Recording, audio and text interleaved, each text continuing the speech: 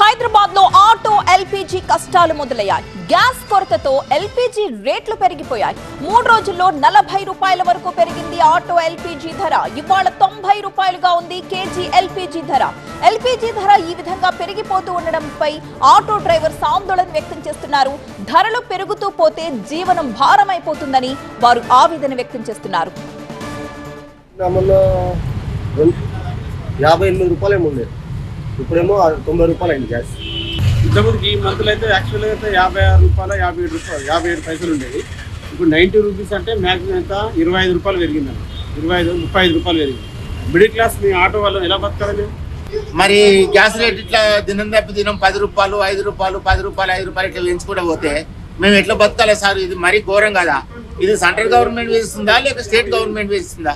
మరి 90 రూపాయల litre gas పోసుకొని మేము ఎట్లా బతకాలి సార్? నువ్వే చెప్పు. యుద్ధం కారణంగా మొత్తం గ్యాస్ రేట్లు పెరిగిపోయినాయి. ఏమొస్తుంది, ఆటోలో ఏం సంపాదన ఏం లేదు.